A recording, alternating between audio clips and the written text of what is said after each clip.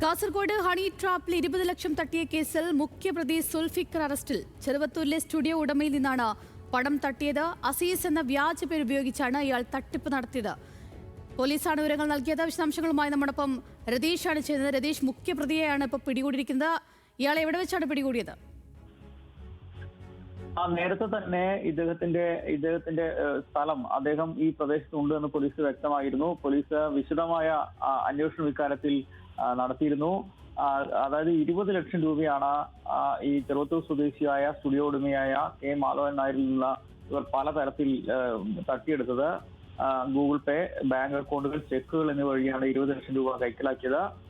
സുൽഫിക്കറിന്റെ ഭാര്യ വഴി തന്നെയാണ് ഈ മാധവൻ നായർക്ക് ഇത്തരം ചില ദൃശ്യങ്ങൾ അയച്ചു കൊടുക്കുകയും ആദ്യഘട്ടത്തിൽ പിന്നീട് അദ്ദേഹത്തിന്റെ കയ്യിൽ നിന്നുള്ള ചില ദൃശ്യങ്ങളും കൈപ്പറ്റി ഈ ദൃശ്യങ്ങൾ കാണിച്ചാണ് ഇത് കുടുംബാംഗങ്ങൾക്കും നാട്ടുകാർക്കും ഒക്കെ അയച്ചു കൊടുത്ത് പ്രചരിപ്പിക്കുമെന്ന് പറഞ്ഞ് നിരന്തരം ഭീഷണിപ്പെടുത്തി ഇദ്ദേഹം പണം കൈവശപ്പെടുത്താൻ തീരുമാനിച്ചത്. ഒടുവിൽ സഹികെട്ടാണ് മാധവൻ നായർ ചീമേനി പോലീസിനെ സമീപിക്കുന്നത്.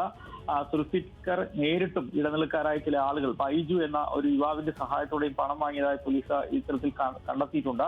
ഇയാൾക്കെതിരെ നേരത്തെ കഞ്ചാവ് കേസ് ഉൾപ്പെടെ നിലവിലുള്ള ഒരാളാണ്. എന്തായാലും ഹണി ട്രാപ്പ് കേസിലെ മറ്റു പ്രതികളെയും ഇതുമായി ബന്ധപ്പെട്ട് കണ്ടെത്താനുള്ള ശ്രമങ്ങൾ പോലീസ് ആരംഭിച്ചിട്ടുണ്ട്. മറ്റ് കൂടുതൽ ആളുകൾക്ക് ഇത് സംബന്ധിച്ച് ഈ ബന്ധമുണ്ടെന്നും പോലീസ് കരുതുന്നുണ്ട്. സുൽഫിക്കറും ഭാര്യയും ഇപ്പോൾ കരിവള്ളൂരിലാണ് വാടകയ്ക്ക് താമസിച്ചിരുന്നത്. എന്തായാലും ഇത് സംബന്ധിച്ച് വേറെ ഏതെങ്കിലും തരത്തിലുള്ള മറ്റാരെങ്കിലും ഇത്തരത്തിൽ ഭീഷണിപ്പെടുത്തി ഈ സംഘം പണം തട്ടിയിട്ടുണ്ടോ എന്നും ഇത് സംബന്ധിച്ച് പരിശോധന നടത്തുന്നുണ്ട്. പ്രതിയെ കൂടുതൽ വിശദമായി പോലീസ് ചോദ്യം ചെയ്യും. കോടതിയിൽ നാളെ ഹാജരാക്കിയാലും വിശദമായ കസ്റ്റഡിയിൽ ആവശ്യപ്പെട്ട് ചോദ്യം ചെയ്യാനാണ് പോലീസിന്റെ തീരുമാനം. മറ്റാരെങ്കിലും സമാന രീതിയിൽ ഇവർ ഭീഷണിപ്പെടുത്തുകയും പണം കൈവശപ്പെടുത്തുകയും ചെയ്തോ എന്ന സംശയം ഈ ഘട്ടത്തിൽ പോലീസിനുണ്ട്. എന്തായാലും വിശദമായ പരിശോധനയ്ക്കും അന്വേഷണത്തിനും തന്നെയാണ് പോലീസ് ഈ ഘട്ടത്തിൽ മുതിരുന്നത്.